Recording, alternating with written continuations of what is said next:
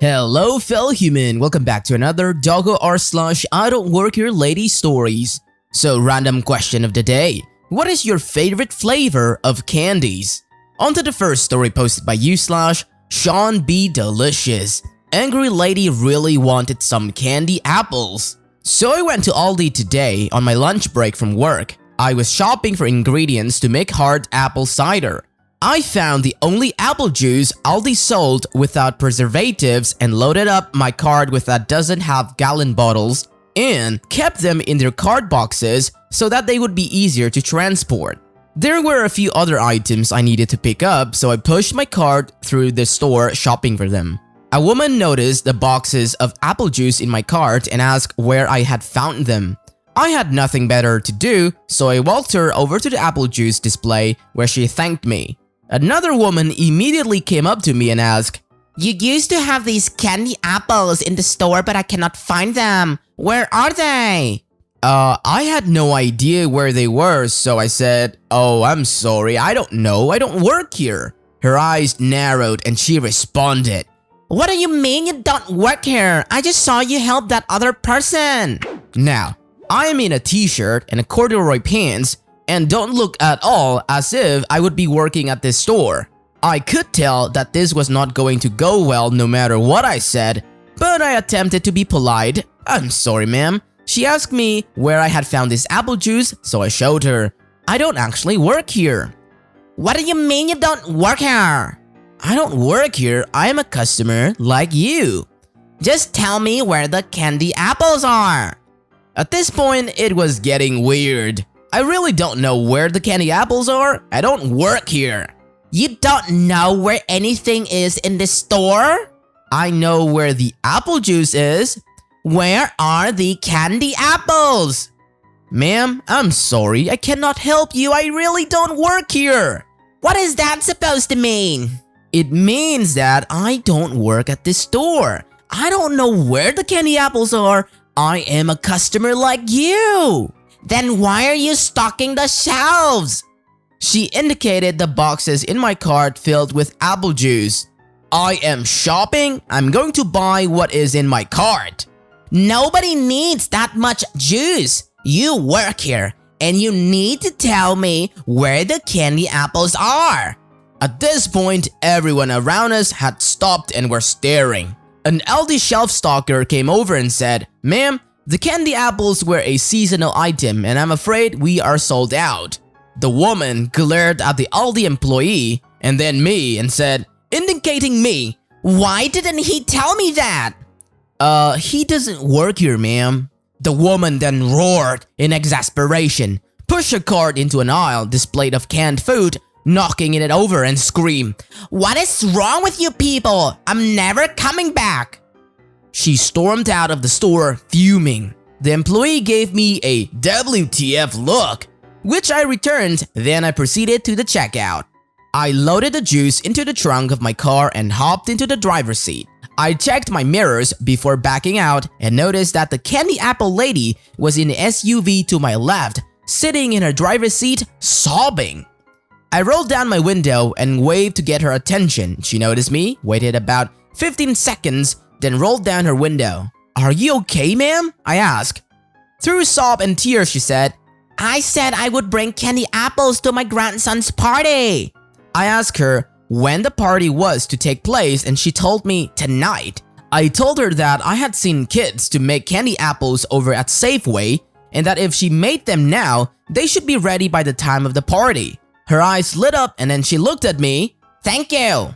"You're welcome." And then I went back to work. Wow, man, what a surprise ending. Most stories on here don't turn out this way. The only reason this one did is because you saw this lady as a person having a bad day instead of just a crazy lady. This story made my day. Moving on to the second story. You mean at this store?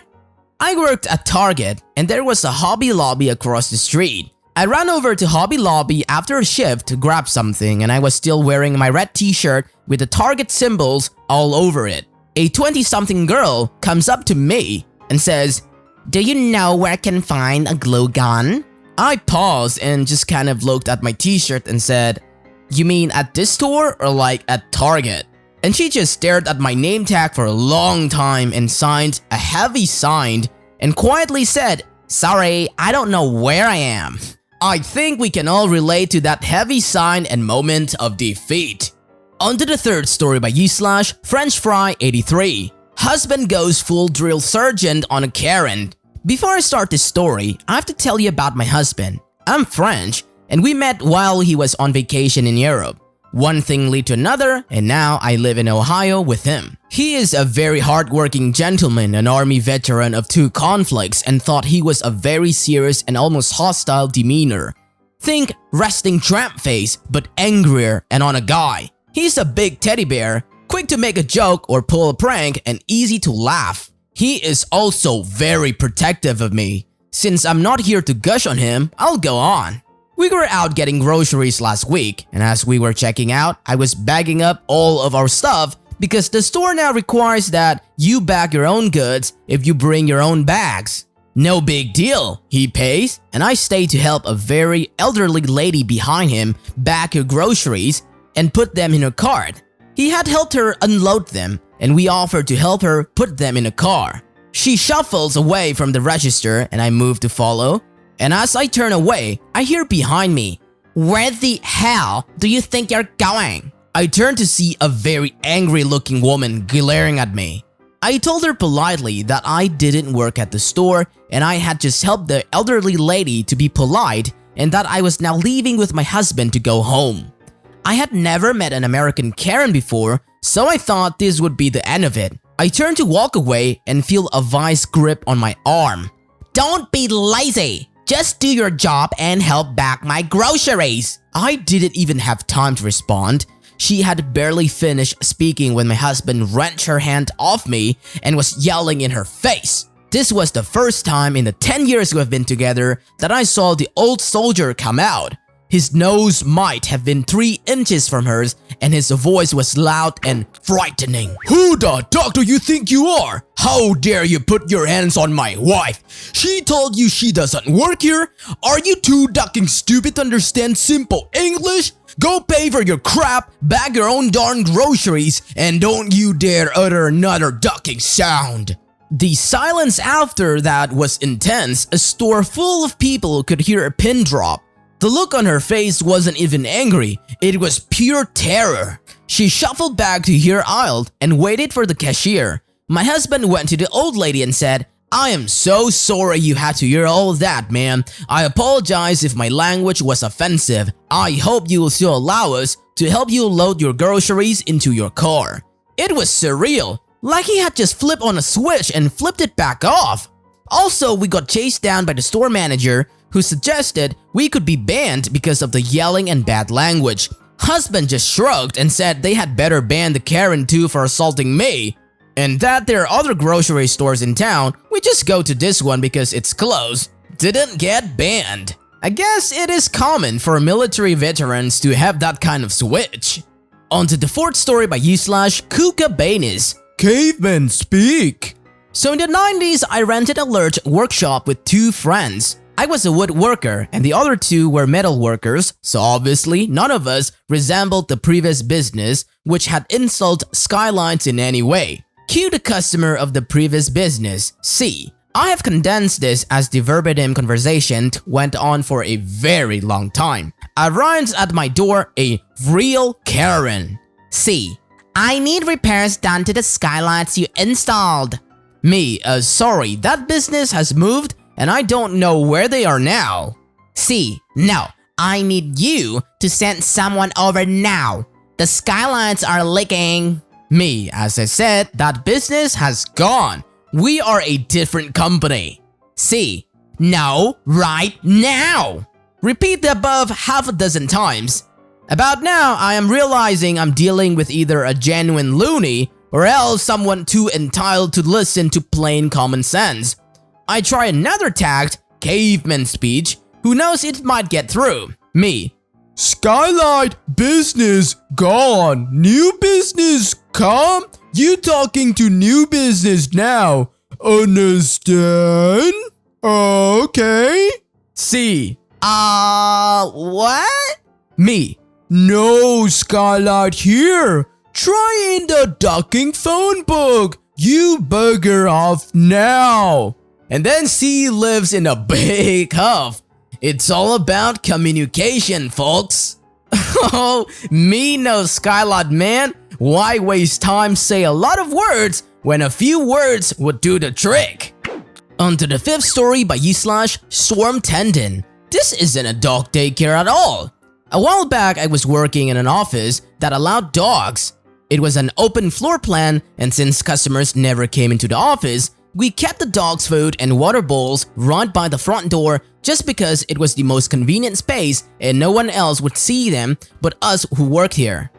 Of the 6 of us who worked in the main office area, I was the only one who didn't have a dog, no pets policy at the apartment, and always felt horribly left out. To make matters worse, across the way was a doggy daycare. One day, a very frantic woman came in and she had an absolutely massive basset hound with her. Usually the only people who came into the office were associates who had appointments with someone working there, but it was rare they brought their dogs. She ran up to me and said, "Do you work here?" And I said, "Yes, how can I help you?" And she said, "I wasn't sure if you took walks in, but I read online I could just drop him off. I tried to call but no answer." I didn't know what she was talking about at that point and said, "Come again? Who did you call exactly?" Thinking if I could just saddle her off to whoever she came to see, I wouldn't have to decipher her problem. She said, "Well, it doesn't matter now. Look, something urgent comes up, and I really need to leave him here. Here's his foods he likes and I'll be back in a few hours." At this point, I wasn't thinking of the doggy daycare. I thought maybe she was a friend of someone here. I said, "Well, alright, can I get your name please?" And she said her name and then asked if I needed her to sign anything, and I was so confused at this point, and I just said, "Why would I need you to sign something?" And she left almost immediately. So I took Otis, the dog, to the back and showed him to my coworkers, and no one knew the woman or the dog. I was worried that she wouldn't come back, but at the same time, my wish for an office dog had been granted. And Otis was supremely chill. All he did all day was lie around and drool onto his own ears. I just freshened him up every now and then and took him out every couple of hours, and he was happy as a calm on a big cushy dog bed we thankfully had an extra of. He just loved attention from anywhere he could get it. At the end of the day, the woman, thank God, came back and she said, "Thanks, you're a lifesaver. How was he?" And I said he was a champ, and was about to say, "But why is he here?" when she said, "That is a relief. Most kennel says he gets anxious around other dogs. I heard you operated at a much higher capacity, and I was thrilled to see you had so few clients in the room at one time. So, how much do I owe?" And that's when I realized she thought we were a dog daycare. Now, I probably should have corrected her, but I loved my day with the office dog and I did want to get paid for the supervising this strange dog all day. I just threw out a number that sounded fair and appropriate. "That will be $20, I said. She replied, "Oh, really?" in this very high tone, and I couldn't tell if I'd overshot or undershot. But she paid me and left. My coworkers were laughing hysterically when they realized what had happened, and we thought it would just be a good story for the future. But next week, she came back. She said we were so much more affordable and less overcrowded than her other place that she was happy to use us. I was glad for the company, so just took him. I didn't think there was any way she couldn't have at least some idea we weren't a dog daycare. The whole ordeal was so strange, I just figured, don't question a good thing. I was much younger and dumber then. Not long after, Otis started getting dropped off 2, sometimes even 3 or 4 days a week. I was in heaven. He was such a love, and he made fast friends with the delivery guys and visitors. One day, we took our office Christmas card photos, and Otis was over that day, so we included him in a Santa hat. It was pretty great. But it turns out Otis' owner was friends with one of our clients who I guess happened to have the card out on her table or was kind enough to display it alongside her other holiday cards. because one day Otis' owner came in holding the card and walked up to me and said, "I can't even believe I'm asking this, but is that my dog in this photo? This isn't a dog daycare at all. This is just an office, isn't it?" She said it with a note of surprise, as though she was looking around and putting it all together for the first time. No coincidence that this was the first time she wasn't in some crazy rush either. And she was like, "Then, who are all these other dogs?" And I explained. I was terrified she was going to demand her money back or worse, take some sort of legal action against us for misrepresenting ourselves as a dog care business or complain to the corporate. Instead, she basically said, "Why didn't you ever say anything?" And I explained that we just really liked having Otis around. She stopped for a minute and seemed to be thinking and said, "Is that right?" And I said yes and told the story of how I was the only one in the office without a dog so loved the company. She seemed a little flummoxed or hesitant, understandably, because the whole thing was so weird. She turned to my coworker and asked if I was telling the whole truth. I don't know why she thought my coworker, also a stranger to her, was any more trustworthy than me, but hey, strange times. Coworkers backed me up. So she said, "Well, I wish you'd said something sooner. Could have saved me a lot of embarrassment with my friends back there. Alright, I have to get going. See you at 4. And she left Otis. I couldn't believe it. I said, so he can stay? And she replied, "Where else I could find someone to watch him one-on-one all day for 20 bucks. And off she went. Otis stayed in my office until his family moved away. Luckily, right around the same time I took a new job. With all this time sitting around doing nothing, thought it was as good a time as any to tell that story. TLDR, woman drops her dog off in our pet-friendly office thinking it's a nearby dog daycare. It becomes a regular thing. She doesn't realize the mistake until she spots the dog in our company Christmas card months later. I love how wholesome this story is, and I also love how the woman realizes, then takes a minute and then goes, "Wait, this is a bargain, only 20 bucks?" And keeps on with the routine. The final story is posted by u/Wolvenfire86. That time I was the only white guy at an all-black wedding and the mother of the bride thought I was a waiter. This story is a little more lighthearted compared to the usual ones that I get posted daily, but I like reading those too. My good friend got married last year and invited me to his wedding. I put a nice suit on, black tie, shined shoes, all that jazz.